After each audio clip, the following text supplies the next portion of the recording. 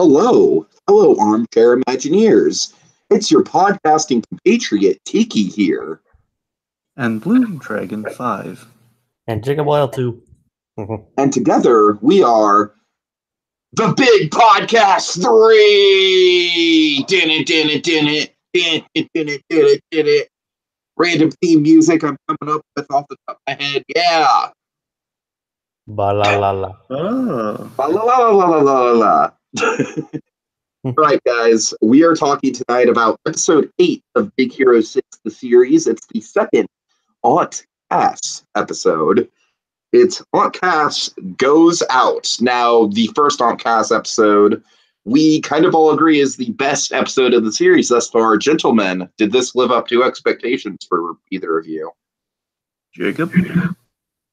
I wouldn't say it's as good as Food Fight. One sec. But I wouldn't say it's as good That as was Food weird. Fight. I don't know what that was. Go again. What were you saying? Take 2. It wasn't my God voice again, was it? Yes, it was. Is your malfunctioning voice of Genesis? Momentarily. God possessed you, like, momentarily. Yeah. And I'm getting it under control. Yeah. Anyways.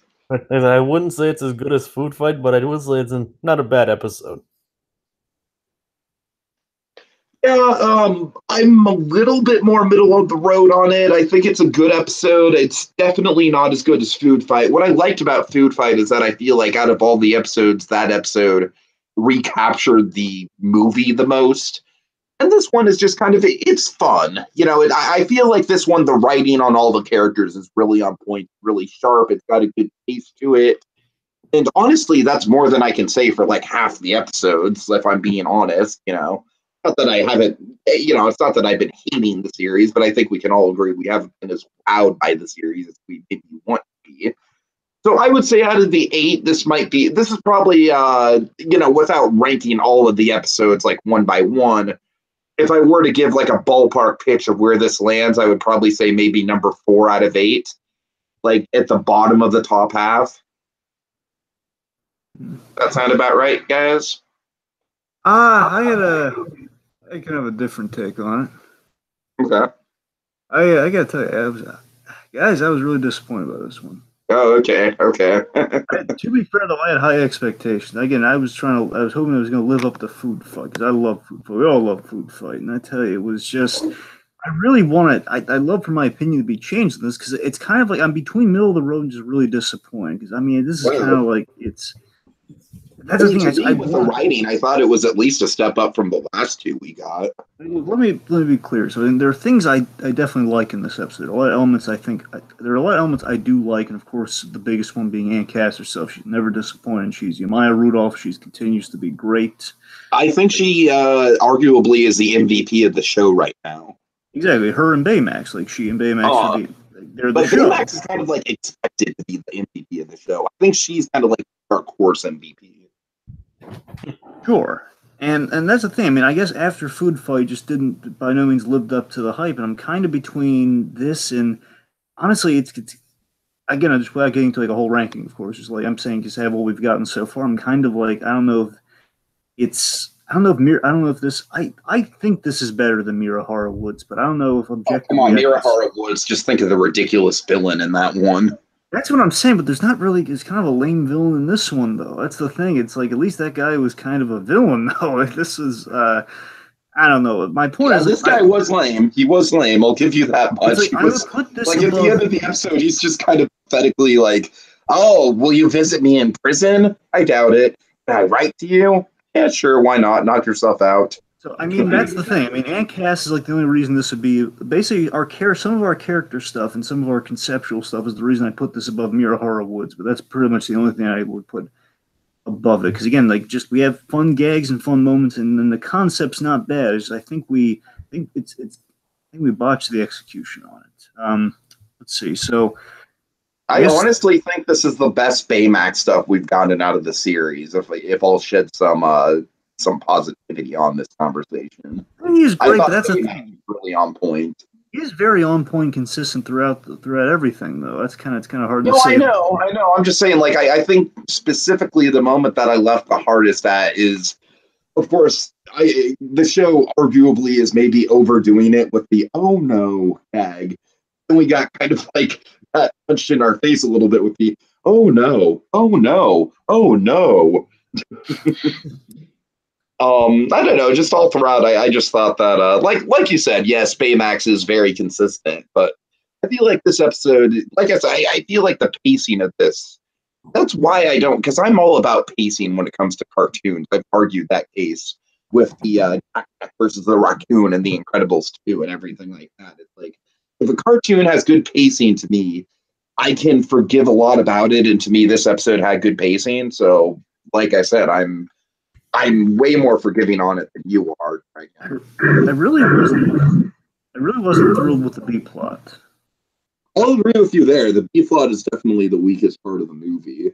It kind of hurt for me. That hurt the pacing. That's I think that my point is I don't think that really helped them in terms of like they were working with a good concept, and I feel the B plot was just kind of dragging that out, and then the A plot didn't deliver. So I think those are the main things that really hurt the episode for me, just, because structurally. So let's get into a few of the, let's get into the main premise itself. So the whole Aunt Cass goes out. So of course we've been keeping track of this so far. That we've been kind of taking either plots from kind of the previous kind of shows that our showrunners have worked on, or we've taken kind of iconic kind of superhero ideals, and we've been doing a Big Hero 6 take on that, which has been good so far. And what we do here is we take kind of the Aunt May dating a supervillain idea.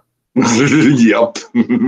And we also kind of play with this thing. I was starting to get really impressed with, but again, no payoff, and that's a big knock against the episode. Not the Aunt May thing. Here's the thing: is the whole secret identity plot point. So again, that's something that even the Incredibles 2, and again, nothing against Incredibles 2. I'm just saying for the future of the Incredibles, I'm still saying I'm for Big Hero 6 and Incredibles 2, well, sorry, specifically Big Hero 6, the series, and Incredibles 2. It's like it's an idea I really want to kind of have a definitive answer on going forward. It's like, how are we going to handle this? Where again, they don't really have secret identities, and they're calling each other by their names in the field, and it's not really they're not really being covert about it, yet they're sweating bullets when they're being called out on it here. So my point is, I love that we're. Yeah, I kind of noticed that only Frozone really has his nickname. Exactly. We call him Zone, and everyone else again like the Dash. I mean, that's add the in front of his name. It's not gonna. Yeah, it's so that's what I'm saying. I feel like that might be something. Just on a tangent, really quick. That is something I kind of want to see in Incredibles 3 is the kids specifically to develop their own superhero identities. Like what would Dash and Violet's Elastigirl and Mr. Incredible names be? You know what I mean? Exactly. I agree with you 100% on it. That's the main. If we could do anything, just that's all I need. I just need the kids to get names. That's all I need. Is give them code names in the field or something.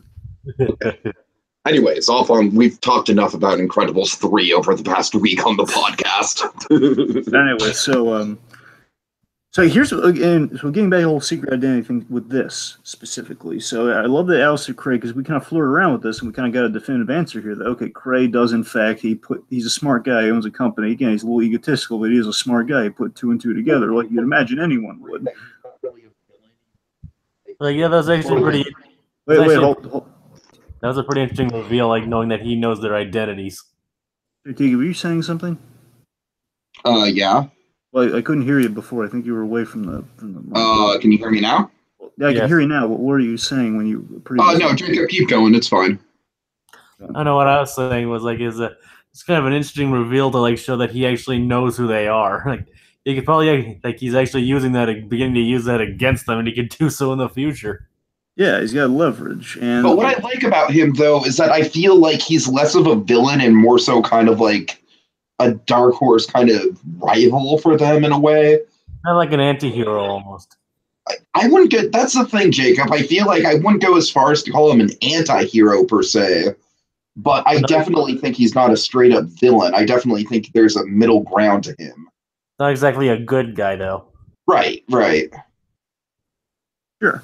I mean, he's the guy putting out all the technology. Of course, it's going to get misused, or he's going to be the universal target of sorts. He's always going to be a magnet for trouble. That's the thing. Alistair Craig may not be evil, but he's trouble.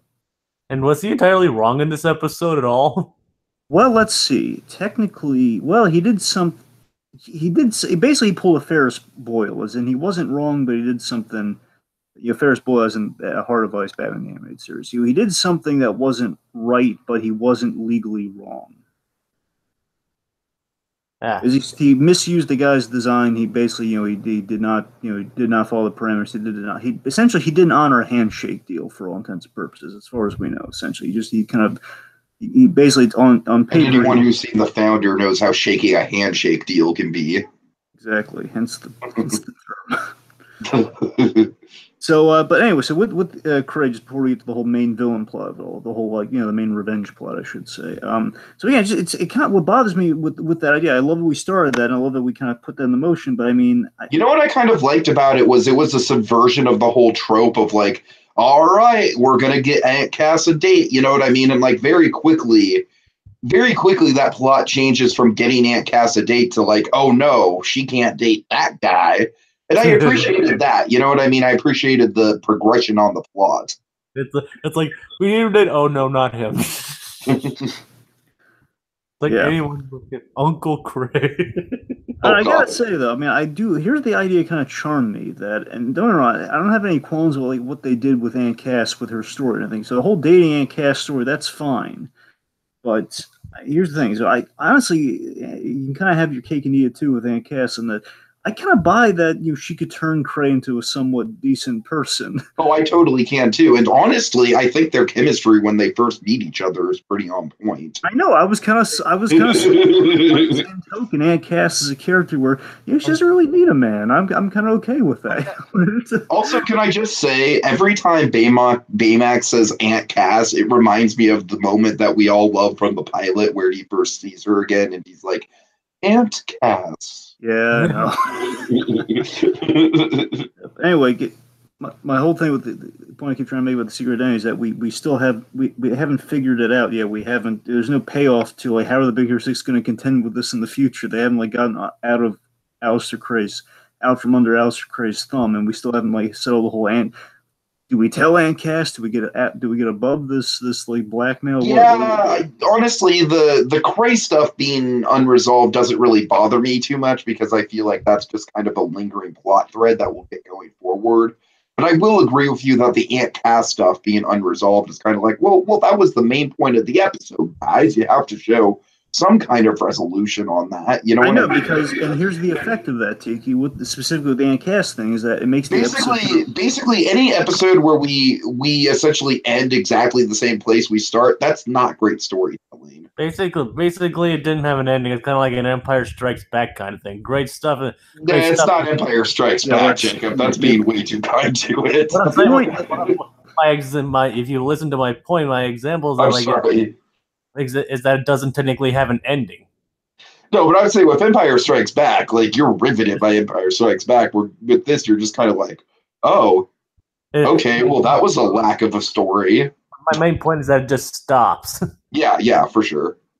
Well, my point is just piggybacking off of that is that, again, I agree with you guys, and that it makes the episode frivolous if we don't really, again, we set up the whole, hey, let's distract Aunt Cass. If we would have done something with the Aunt Cass storyline, it would have been worth it. But I think that's kind of the main problem with the episode, and honestly, kind of a problem with the show as a whole is like I understand the show's not aiming to be serialized week to week, but I feel like I don't know. I feel like the continuity just isn't there. I just feel like the stakes are just from episode to episode. We just don't really have them. I mean, the kind of storytelling works if the structure of the show works for, like, if there's not heavy on continuity. I mean, a lot of shows like work that to their favor. But with one such as this, it actually kind of like is a detrimental. That's the thing, Jacob. I feel like this show's kind of trying to have its cake and eat it too, because it's like it's trying to kind of do that, not necessarily Gravity Falls, but let's say Star vs. Force of Evil kind of like action show kind of thing. But by the same point, it's also kind of going for the Phineas and Ferb, just kind of Milo Murphy's Law one-off episode format. And I don't know. I don't really think it's doing the show any favors. I think the show's young. I think the show has a lot of time to develop and come into its own. I will say I probably, I think by this point, I liked shows like DuckTales, Star, and Gravity Falls more than Big Hero 6. So I don't want to say Big Hero 6 is a letdown because it is so young. But at this point, I am wanting more out of the show than I'm currently getting. Yeah, let me tell you something just with the storytelling that bugged me with this episode. So again, with this, we've highlighted some pros with the whole dating idea, and that again, it's borrowing from kind of some iconic ideas, kind of a new spin on. Aunt Cass she kind of makes everything work. So again, either whether she sticks with Cray or not, it still works out. Here's my issue though with the whole dating idea, is that at the very beginning with Go-Go, we kind of it really didn't read. I felt a little. I think we misused Go-Go in this episode in that I think we made her like kind of like a I'm just trying to figure out how to word this. If I'm being honest with you, I feel like all the rest of the team besides Hero was kind of a blur this episode. They were, but here's the thing: we had some kind of unflattering with Go-Go this episode here. Where basically we had a very here's my gripe with the dating thing that Go-Go kind of feeds into. Mainly, is that there's a lesson in this episode. The lesson of the episode is not forcing Aunt Cass to date, and that's what Go-Go kind of spells out for Hero in kind of the big kind of first act of it all here. And it just feels, through Go-Go especially, it feels kind of forced, and it's an obvious lesson. Don't force Aunt Cass. Oh God, I agree. It is a very obvious lesson. And it gets really painful by the end when we do that whole, like, we're just kind of like a one and done, and not like, not picking up any momentum, where again, we don't learn anything. We're back where we started, and Aunt Cass still doesn't know. Like, I wonder why I did that in the first place. And we see Aunt Cass is still in the dark. It's like, yeah, why did we? Okay, at this point, I wasn't expecting the episode to jump from Aunt Cass doesn't know to Aunt Cass knows, but I'm saying, like, they potentially set something up with Aunt Cass encountering Baymax. I wish they would have gone a little further with that. If they would have gone further with Aunt Cass actually having interaction with Big Hero 6 themselves, then I think it could have redeemed the episode not having a solid ending. You know what I mean? We don't need like to solve everything. We just need like breadcrumbs. That's all. We just need some breadcrumbs laid out there. Like, okay, here's like a little something to keep you on the hook. We need like hey, Bruce Wayne will put on the cowl one of these days. Like one of those, like Son from Gotham almost. We need an oh my God, there's a secret room behind the vending machine. Sure. Jacob will get that one. Right. Anyways. So, let's see. I mean, seriously, guys, can we talk about how non-consequential the B-plot is? Yeah, sure, exactly. Let's talk about the bodyguards. Let's talk about the bodyguards. Oh my God, when I was watching, I was just kind of like, this is just weak sauce. I know, Tiki, that's the operative word for this episode. And I hate to say that because, again, it's an Aunt Cass episode, but right? There's a lot of weak sauce here. So here's what I do like, though. The idea of invisibility is actually an interesting one, the way they presented it. I know there's a huge missed opportunity with our baggage. Well, again, our quote-unquote baggage. So first of all, gadget-wise, I do love with the technology. I do like, in concept, the bodyguards. It's not a bad idea kind of having these robotic bodyguards that are kind of made friendly. Hey, they're bodyguards. You can mass produce these. You can sell these. What I specifically like is the flexible display tech, which essentially that's the invisibility. You can map out an image, the cloaking things. I wish they could have carried the whole disguise thing a whole lot further. I know, that's what I'm saying. That's too good an idea not to use to its full. Other than like fooling Cass for mistaking it for Cray. Yeah, and that feels like it's kind of a forced element of like, oh, we need to see this Cray thing kind of stumble. Here's a big gripe I have with the bodyguards. Why are they not waterproof? Yeah. The whole time with the bodyguards, again, I just felt like it was wasting time. It was just kind of like, look, guys, if you don't have anything for the supporting characters to do, this is an ensemble show. But it doesn't hurt to bench characters every once in a while. I think DuckTales, I think the only thing with DuckTales that Jacob and I agree on is it could use more Donald. But other than that, I feel like DuckTales does a really good job with benching characters when they need to be benched. I mean, this show, I feel like this show doesn't do that as well. And it's the whole the robot goes bad again. Yep. And here's the weird thing. So our villain for our B plot, so Dr. Mel Meyer, this guy, Mel Meyer, he's not wrong, but it's kind of a confused villain plot. I think the way we should have approached this is like a lighthearted. I think they were trying to go for like a lighthearted Mr. Freeze. Again, very much kind of like your technology is being misused. And sorry, Yes. Oh, here's the thing. So I think they're trying to go about like a lighthearted Mr. Freeze, and he's a sympathetic villain. But again, there really is no juice in that enough because again, this guy doesn't really seem like to be really. He's like, hey, I'm going to screw around with Alistair Cray and get my stuff back.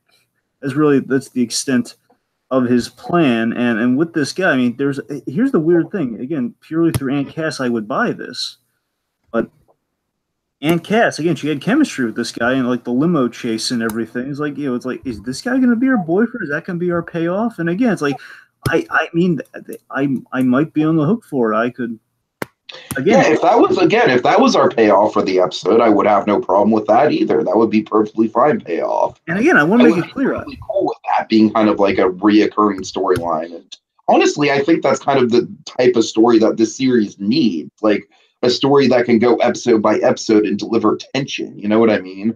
Yeah, and again, I'm not against the whole Aunt Cass doesn't need a boyfriend story point. I just need more of a reward at the end of it. I mean, they could do whatever they want, either three endings. You know, again, she ends up with Cray, she ends up like with this guy, or she just is by herself. That all of that's fine. They just gotta pick a direction, stick with it, and give me like. I don't think her ending up with Mel would have been the ideal route to go in. But I'm saying they hinted at it though. I'm saying like maybe set it up the whole that whole thing because basically the point is I feel like we had a halfway story each route that we take. We're not getting the reward at the end because it just feels like it's a half baked villain and it's a half baked story, and yet we have all this all this fun stuff that makes me in such conflict with the episode where we have like the Baymax I-5 with Go-Go, he's the ID badge bit, and we have like things like the origami. The origami's really nice, man. I love that origami money bit. It's delightful. Again, Baymax is on point, especially like I always was like, especially like the gag with the garbage. Just like what's in the bag? Garbage. What would I do with garbage? I do not know. I mean, there's just simple lines, but it's just Scott adds his delivery that doesn't make it funny. I think he's a garbage salesman. He's just like another. Would you like to buy some garbage? Oh god! At least he's being honest. No. But I mean, also again, other bits even aside from Baymax. Again, he's just MVP as per usual. We have of course our Aunt Cass MVP, where she's like One slight positive I can mention, like they actually did give Wasabi a bit more to do. Really? What did they give him? Yeah, I'm kind of with Dragon there. Look, all they did for him is they hey, use the plasma. I didn't say it was much. I said it's more than they've done. I really don't. Go explain yourself, Jacob. What did Wasabi do this episode? Wasabi just had two bits where he used this plasma. He used like the plasma blades to like, oh thanks Wasabi, and he typed with his chin. That's about it. And the typing with the chin is the only thing I remember from Wasabi. I mean, it helped. I'm just saying that I think before we've got more with Wasabi, where it was like, okay, it's a Wasabi kind of in the plot at least, versus or at least kind of like trying to help I don't know, but I'm nothing against Wasabi. I'm telling you guys, we're getting our Wasabi-centric episode, and the character complexity is just going to blow our minds. Yeah. But I mean, again, like bits with Aunt Cass, where again she's like this awesome driver in the heat. Again, she's just rolling with it, man, and she's awesome. And we have like the. I love her showing off the cats to the limo driver. with the Moochie. Yeah. This is Mochi and his sunbeams. That's what I'm saying. I love Aunt Cass. I want her. I think the series has kind of a trend with really amusing scenes in limos. Yeah, you're right. Because we have Heathcliff. It's like he's so peaceful. Yeah. So I mean, yes, that's kind of where I'm at on it. I don't really have much more to add. I don't really either. Again, I kind of feel like I was more positive on it just because I got a kick out of Baymax's episode. But Dragon, I think you're absolutely right talking about it. It is kind of in the lower tier of episodes for me. That's a shame because I hate to rag on an Aunt Cass episode. I hate to do that because I had such high expectations for this. And even it just feels like okay. It's like it's not bad. It doesn't make me want to gouge my eyes out. It's just like that's a shame. I mean, you could do more with these characters. Exactly. It just feels like, I mean, come on, we got Baymax, we got Aunt Cass, I mean, this whole like ridiculous plot, ridiculous in a good way, and we can make this work, man. We're Big Hero 6, and we're not. All right, guys. So looking at the wiki, we've got some interesting episodes coming up. Next week we have the Impatient Patient. Oh. Episode 10 is I like the title of episode 10. It's Mr. Sparkles loses his sparkle. Oh my god. Somehow I hope that the Mr. Sparkle gag from The Simpsons is somehow involved. Episode 11 is Killer App, and that's actually a fucking Wasabi episode. Yeah! I mean, it's Wasabi and Hero. I guess Wasabi and Hero team up on a school project, but it's a Wasabi co-centric episode. Yeah! Okay. The character complexity is going to blow your mind. Yay. All right. Episode 12 is Small Hero 1. I like that title as well. And Of course. And then episode 13. And episode 13, it looks like, is coming up after a break in July because that's a TBA date. Is Kentucky Kaiju, which was actually the movie that Aunt Cass was going to watch with Hero. Nice. So interesting little tie-in there. Hopefully we get some continuity with that one.